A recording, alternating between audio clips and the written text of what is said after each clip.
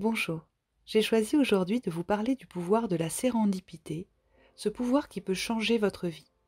Le terme sérendipité est né d'un conte philosophique du XVIIIe siècle intitulé Voyage et aventure des trois princes de Sérendipe, que je vous invite d'ailleurs à aller lire, et dont l'auteur n'est autre que Voltaire. Le roi philosophe Giafer règne sur l'île de Sérendipe, ancien nom de l'île de Ceylan. Il est désireux de voir ses trois fils se préparer à lui succéder et il leur fait donner des enseignements afin qu'ils passent maîtres dans trois domaines, que sont la vertu, les sciences et la sagesse. Puis, pour parfaire cette éducation, il les envoie parcourir le monde afin de leur permettre de découvrir d'autres cultures et d'autres savoirs, mais aussi de trouver le moyen de libérer l'océan bordant l'île de monstres marins dangereux. Le voyage fut l'occasion pour les trois princes de faire de nombreuses et merveilleuses découvertes, et ils firent des apprentissages d'une grande richesse qu'ils n'escomptaient pas au départ. C'est Horace Walpole, homme politique et écrivain britannique, qui quelques années plus tard créera le terme sérendipité en se référant aux princes de Sérendipe pour désigner la faculté de découvrir par hasard et avec sagacité des choses qu'on ne cherchait pas. Cette notion sera reprise et explorée ensuite par de nombreux auteurs et scientifiques tels que Honoré de Balzac, Edgar Poe ou bien encore Sigmund Freud et Romain Poincaré par exemple. En résumé, la sérendipité désigne la capacité à reconnaître intuitivement et immédiatement et à exploiter rapidement avec créativité les conséquences potentielles et les opportunités offertes par un concours heureux ou malheureux de circonstances. La sérendipité est donc fondée sur un acte d'exploration initiale qui a conduit à une ou des découvertes inattendues et non recherchées à la base. Donc, pour que la sérendipité s'exprime, la démarche de recherche est essentielle. C'est ainsi que le médecin, biologiste et pharmacologue britannique Alexander Fleming a découvert la pénicilline, ou que des inventeurs qui avaient des objectifs tout autres ont créé le velcro ou le micro-ondes. Mais la sérendipité ne concerne pas que les sciences, c'est d'elle qu'est née la tarte tatin, ou le gâteau que l'on nomme le manqué par exemple, et ce concept peut servir quasiment tous les domaines.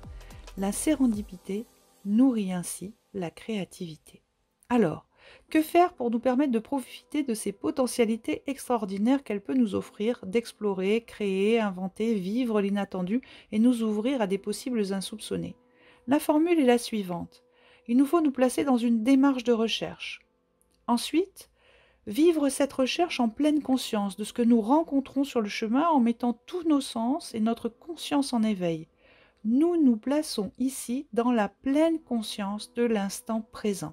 Cette pleine conscience nous permet alors de saisir les différents éléments qui composent notre expérience et les résultats qui en découlent.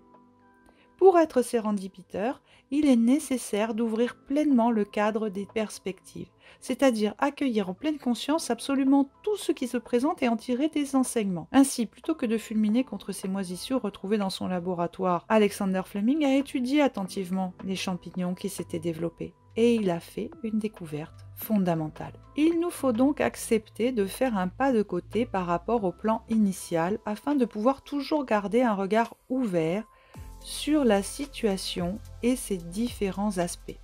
Et on bifurquera peut-être vers autre chose de complémentaire ou de différent, voire d'encore plus exaltant. Et face à l'échec, notre état d'esprit sera celui du chercheur qui saura trouver l'enseignement ou repérer la découverte que le plan initial ne nous laissait pas escompter.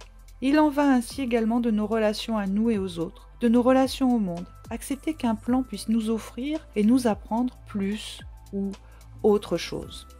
En conclusion, la sérendipité est un état d'esprit d'ouverture au possible, un état de pleine conscience.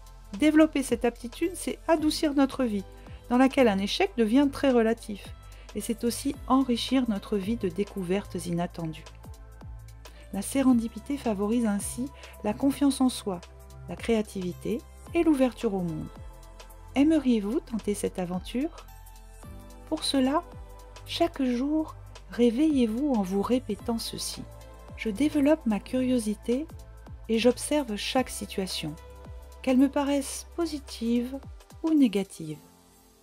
J'observe avec tous mes sens. J'observe attentivement tout ce qui compose la situation et ce que cela m'enseigne. Je laisse toutes les portes de mon esprit ouvertes et j'observe vers quoi cela peut me conduire. Quelle perspective cela ouvre. Ainsi faisant, nous ouvrons notre vie à des possibles insoupçonnés.